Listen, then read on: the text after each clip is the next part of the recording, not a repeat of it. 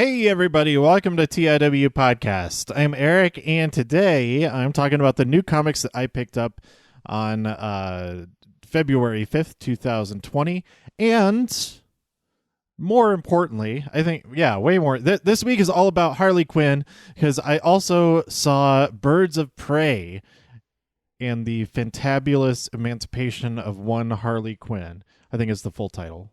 Yes. And it is awesome. This movie is awesome. Real quick, before I get into that, I did watch sometime last week, I watched the last two episodes of Arrow, having not seen anything from before Crisis on Infinite Earths, but this has to do with Birds of Prey because the second to last episode was a backdoor pilot for Arrow and the Canaries. So it's not Birds of Prey, but Black Canary is in there, and so it does relate somewhat. But yeah, I would absolutely watch that show from the beginning and like not even bother watching any more of Arrow, since it's like, I've seen the ending, so I guess I kind of know what happens. I don't know. I don't know very much at all about any of the characters still, but whatever. I still really like Crisis on Infinite Earths, and I thought the last two episodes were also pretty good. The second to last episode I liked a lot more than the actual last episode. Anyway, okay, on to Birds of Prey. It's directed by Kathy Yan. It stars Margot Robbie, Mary Elizabeth Winstead, Journey Smollett-Bell, Rosie Perez, Chris Messina, Ella J. Basco. Basco. I think it's I'm not sure. Ali Wong and Ewan McGregor. This film is the second film in which Ewan McGregor stars opposite an Australian who sings "Diamonds Are a Girl's Best Friend" at some point in the film. I think there might be even more than that. Well, not with you. That makes it more specific. But of course, I think I'm pretty sure that Nicole Kidman sings that song in Moulin Rouge, but I might be wrong. It might have been. It was. I'm very sure. I am very sure that it was her. Okay, let's see. Moulin Rouge, Diamonds. Let's see. Yeah, it was her. It's been a while since I've seen that movie. That movie is awesome, by the way, as well. That's like my favorite musical film. But anyway, we've got everybody in this movie is awesome. The movie itself, it's incredibly well made. The visuals are fantastic. Maybe I think I need to definitely am going to see it a second time. But it's told out of order a little bit. It kind of feels like, it kind of does it in the same way that Deadpool does, the first Deadpool movie. And the movie in general, I was just kind of every now and then I would think, this movie is basically DC's Deadpool, because we've got the narration, we've got the fourth wall breaking and all of that, and it does work. It is great, and it's basically it's Deadpool, but pretty much all girls, and it works really well, and I like it a lot. This movie is in 4DX. Oh, I just can't. That would have been such a great thing to go to. There aren't any 4DX theaters here in Denver yet. But I was originally going to go to Las Vegas this weekend, and then because of the weather here in Denver, maybe I'll extend the trip a little bit and then drive out to Los Angeles while I'm out there. But instead, I just canceled it altogether. I could have gone to see this movie in 4DX. It would have been so fun. But I saw it in IMAX, and it was also so fun. Oh, my God. Okay. I completely forgot about this until just now, but mentioning IMAX, there is the prologue for Tenet, the upcoming Christopher Nolan film, and I don't know when that. I hope it comes out soon. It's probably like still like 5 years away or something. Oh wait, July 17th. It's not that far away, but that still is. Oh, it's still 5 months away. Oh my god, this prologue, so awesome, and like, oh wait, Birds of Prey was awesome, and so then I did forget about Tenet until just now, but I was worried after that prologue that it's gonna be like, oh man, I hope I'm not just wishing I was watching the rest of Tenet right now. But it was fine. But that prologue, I'm super excited for. I like didn't know anything, but like I don't even want to spoil anything from the prologue. But there's like there's like a whole sequence. I don't know if it's from the actual film or if it's just a separate thing from the film. I don't know, but because they call it prologue, so it might be just completely separate from the film. It's awesome, and then they show some clips from the film. Some more like trailer type stuff right at the end, and it has me really excited. And then there's just like this moment in that prologue that like wait what is going what hey what oh, and then it's kind of clarified a little bit with the clip from the like. I don't want to spoil what that is or what I think it is, but go get there for the trailers if you're seeing this in IMAX, because it's I imagine that this whole sequence is in IMAX, so I imagine that this is an IMAX exclusive thing. But I'm excited for that. But I'm also really excited for Birds of Prey because I loved it. Like, I was smiling and laughing the whole time. It's really funny. The action is awesome. There's a ton of inside out spots where people just get hit by something and just flip head over heels, which is that's just fun to see. There's a whole thing. I could just talk about this movie for like as long as the movie, longer than the movie actually is. But there's stuff from the trailer, like with the glitter shotgun shells. Like, that whole sequence that's from is so visually awesome, and the action is great, and it's the story all around. The story is really good. I don't even mind. Okay, the one thing that I would possibly complain about, I don't even really mind for reasons that I don't want to spoil at all. But Cassandra Cain is my favorite version of Batgirl. It's my favorite character who has been Batgirl. She is not Batgirl in this, and she does not have the same situation as originally in the comics. And I would think if I had any issue with this film, it would be that. But the changes they made, it totally works for the movie, and I'm fine with it. If this is just a different version of her who did not end up being Batgirl, instead other stuff happens, and that's all I'll say about that. But this movie was great. Chris Messina, I did not know he was in this. Like the rest of the cast, I knew they were in here, but he is like Ewan McGregor's henchman, and he's so good. Not to say. Like I said, everybody in this film is so good. Especially Margot Robbie. I mean, she's on screen for like 90% of the film, and like she's amazing. But Mary Elizabeth Winstead, she's great. Journey, she's awesome. Rosie is, and Ella, great. They're all great. Ewan McGregor is amazing. But the surprise for me was only a surprise because I didn't even know he was in this film, and I know he's an awesome actor anyway. But like, him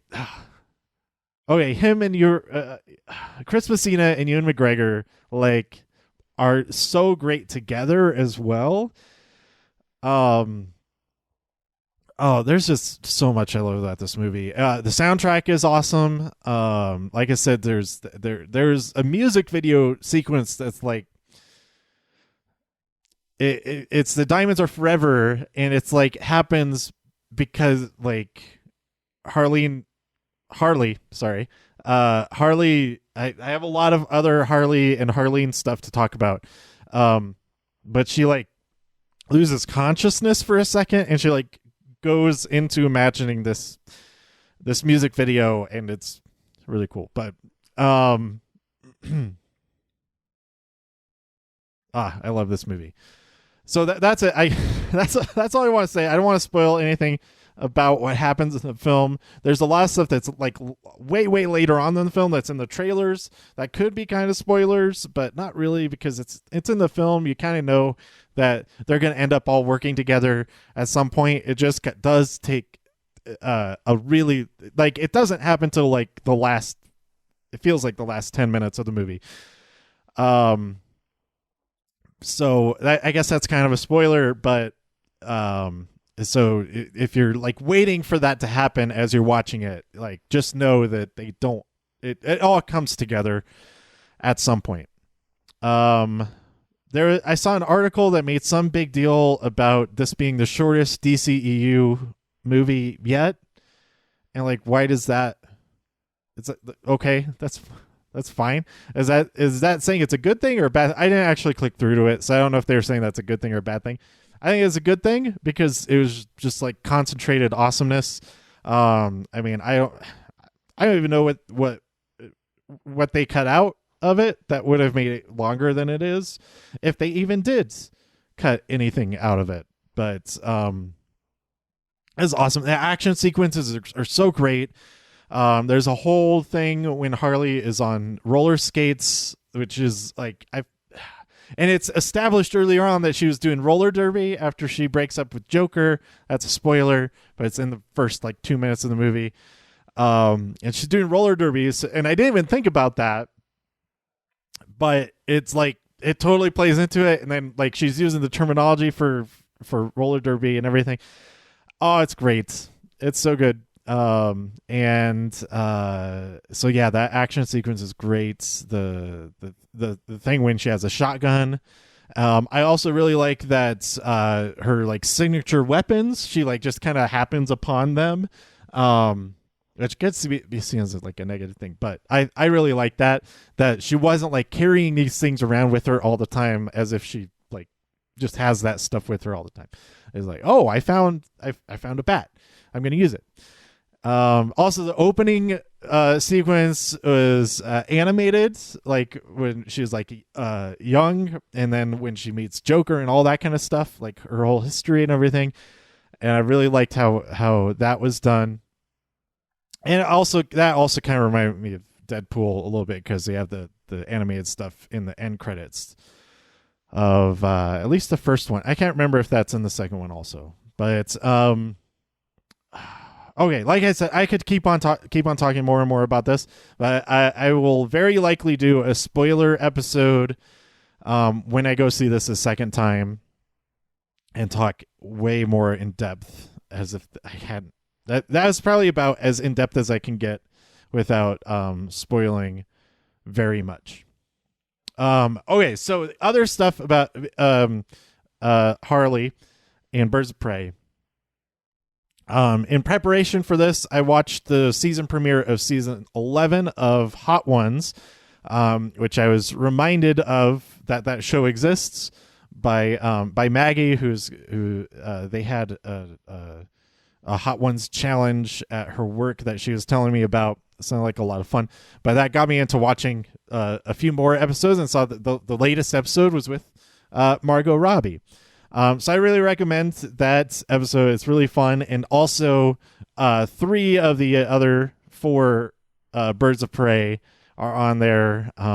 Everybody except for what's the character's name? Renee Montoya.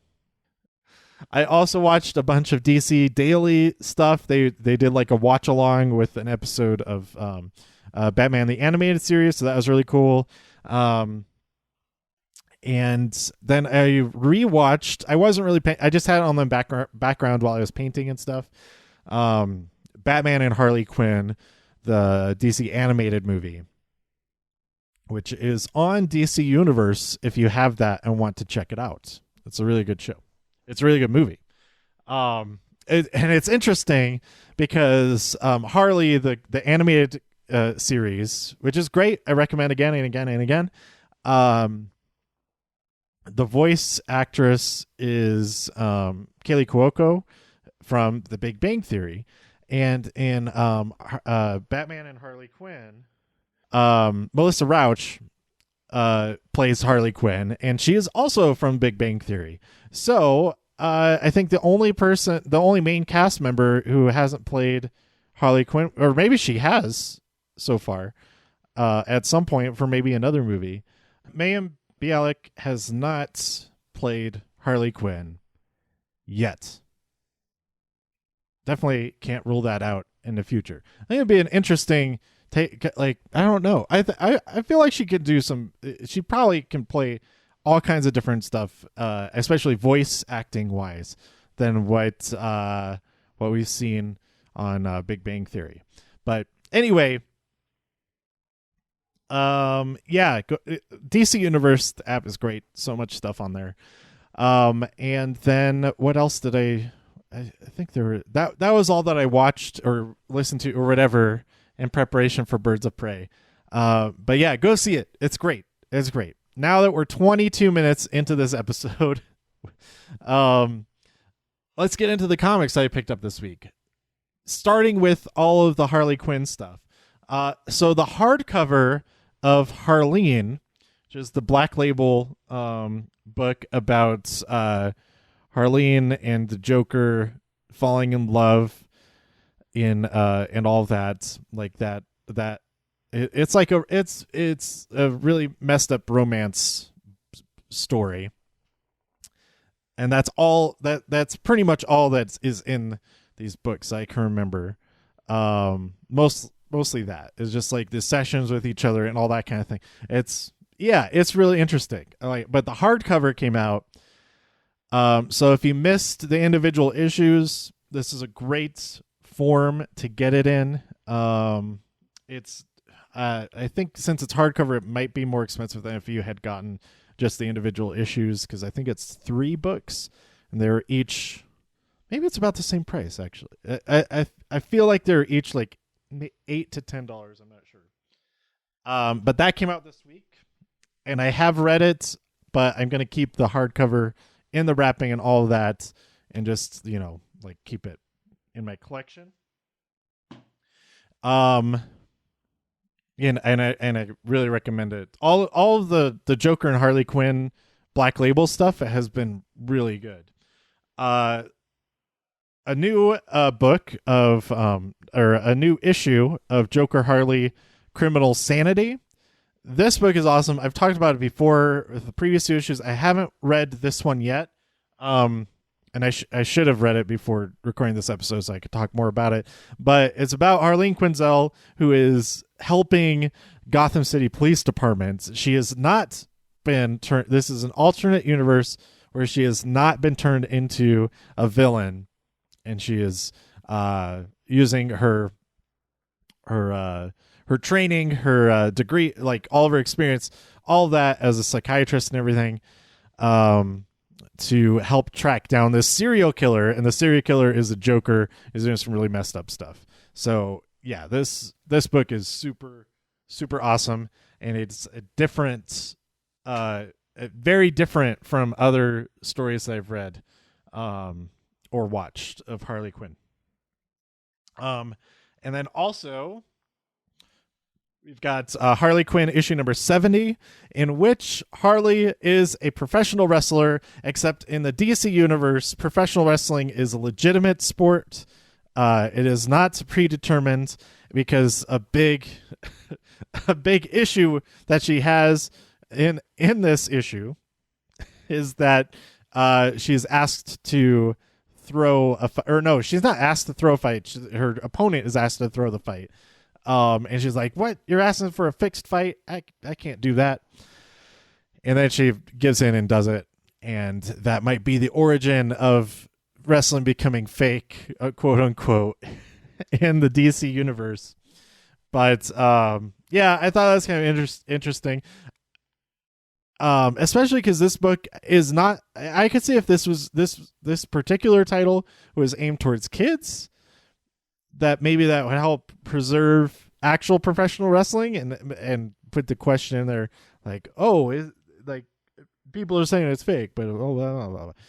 I go into all of that whenever it comes up.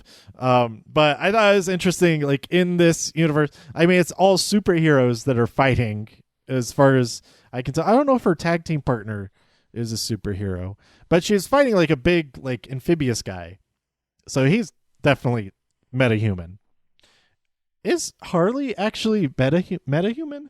What is her superpower other than just being crazy and having pale skin from jumping into chemical? What did the chemicals do to her exactly? I'm not sure. In the movie, the one time that she like is really superpowered is when she's on cocaine. So that's a spoiler a little bit. I think that's in one of the trailers though. But other than that, I mean, she's like really good at fighting and stuff, and really good at talk. I don't know, what is her superpower. I guess I could look that up. Okay. I am on DCUniverse.com encyclopedia / the Harley Quinn entry on the encyclopedia on DCUniverse.com. Okay, powers and abilities.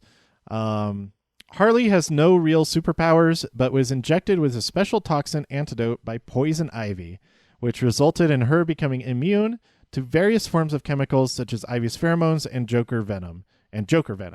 The injection also gave Harley enhanced strength and durability, making her a formidable hand-to-hand combatant. In addition, Harley is proficient in multiple weapons, often wielding a giant mallet. She sometimes has 2 pet hyenas as both companions and attack dogs. Prior to her interaction with any toxins or chemicals, Harley was a peak athlete and a highly trained gymnast with a genius-level IQ. Assets occasionally hindered by her mental instability. So she's basically Batman. Batman's just a man, and that works just fine for what he's able to do.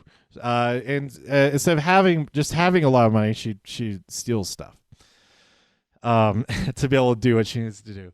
That reminded me that I hope.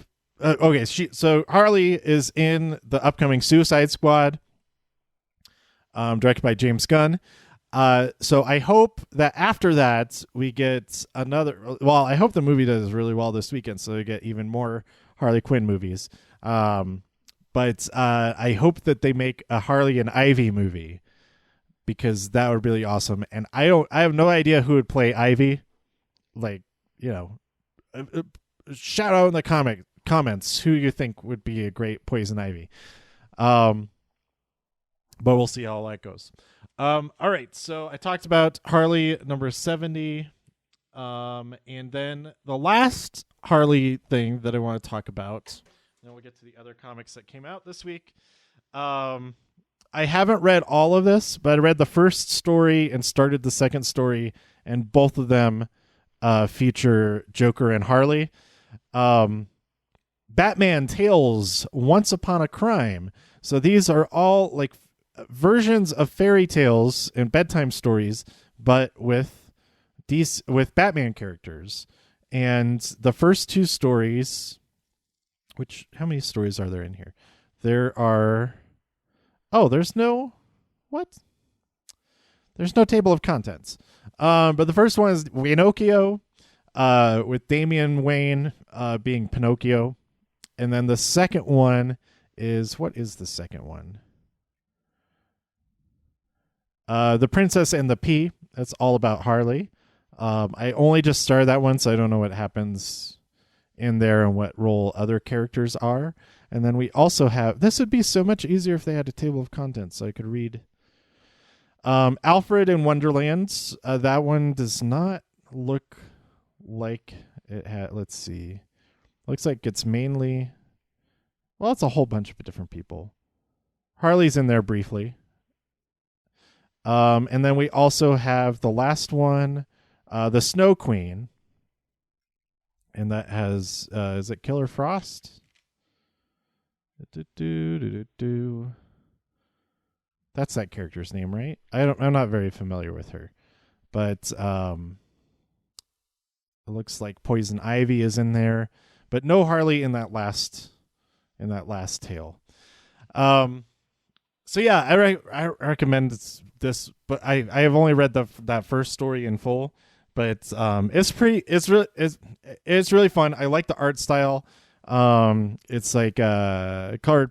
It's like a mix of color pencil and watercolor type of look, and it really works for the type of stories that are in here.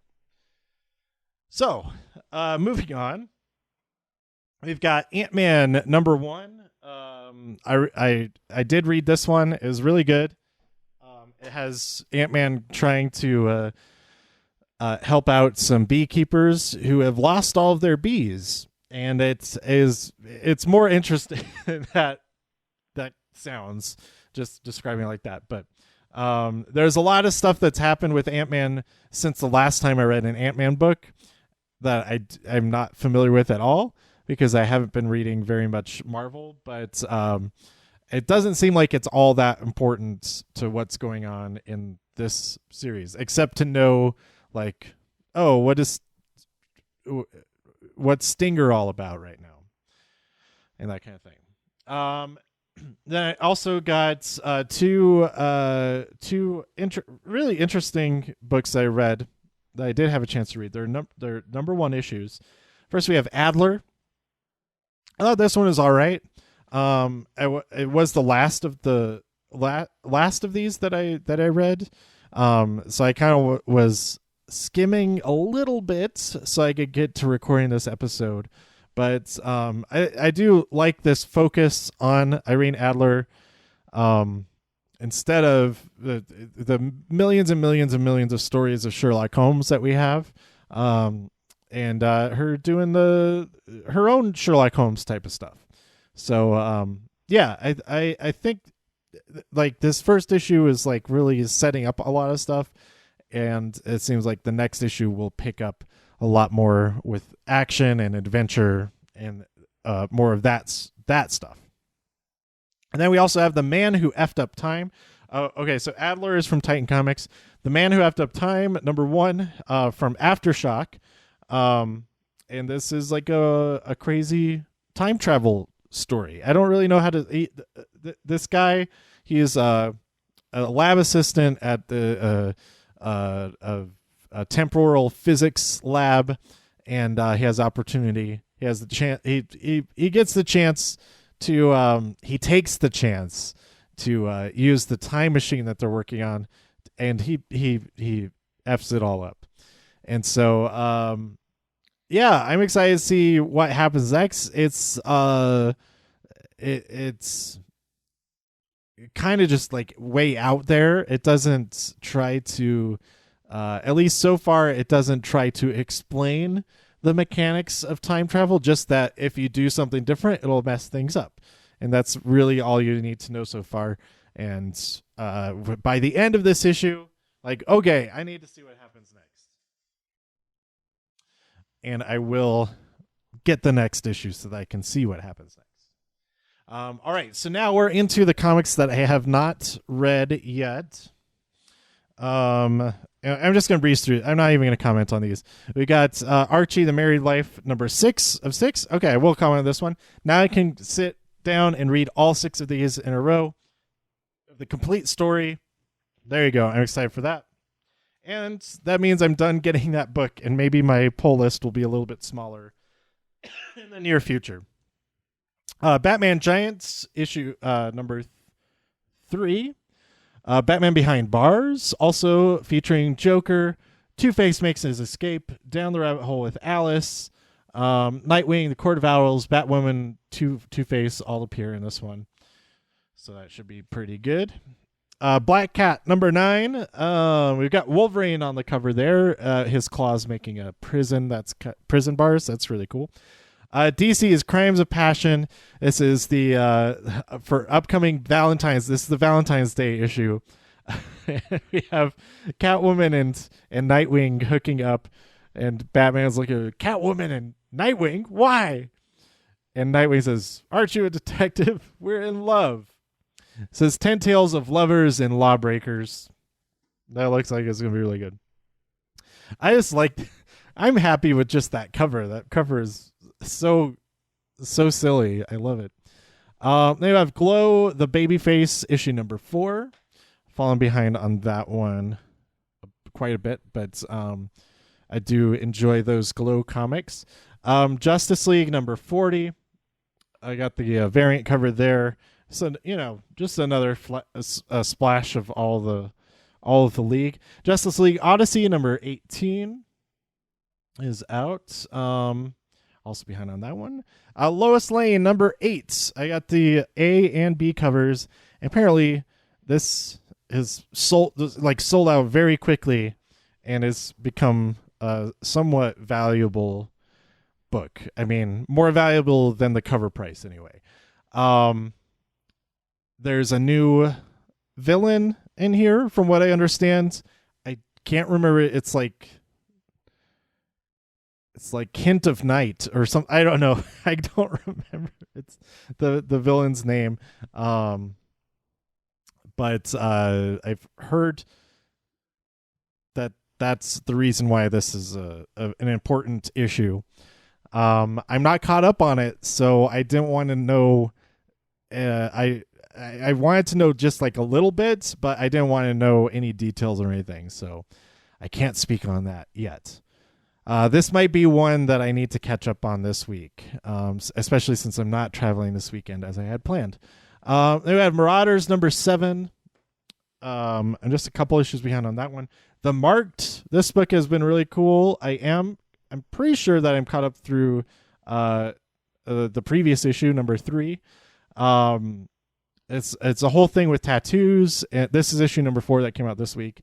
With tattoos and magic powers associated with those tattoos, and there's like a whole Star Labs type of place with experimenting on soldiers and everything. Star Labs don't do that. Don't do that aspect of it, but you know what I mean. Also finishing a run, we've got Martian Manhunter issue number 12, so I can also sit down and read all of this all in one go. Son of Mars, Hero of Earth. Let's do this. I'm excited. I'm excited for that now. I actually, at one point, I just decided I'm going to wait until all of them are out to read all this, because it is such a bizarre book that I felt like I was losing track of what even was going on, when the next issue came out the next month and all that kind of thing. So now it's complete. Napoleon Dynamite issue number 4. I think this is the cover A. God, it looks like this cover was drawn by Napoleon. But we've got Pedro working on something on his binder, and then Napoleon and what was her name? Is it Maya or something like that? I can't remember the girl's name from Napoleon, but they're in the back. But it's all there's too much shading. The entire page is shading. So I feel like it was done in the style that Napoleon would have done it. Then we have Vengeance of Vampirella number 5. Because I'm reading 3 Vampirella books, I can't remember what's happening in which one. I think this is the one where she can't remember who she is, but maybe that's the main one. I don't remember.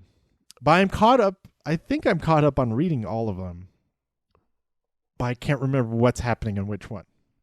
I get reminded in the first couple of pages when I get to reading the new ones.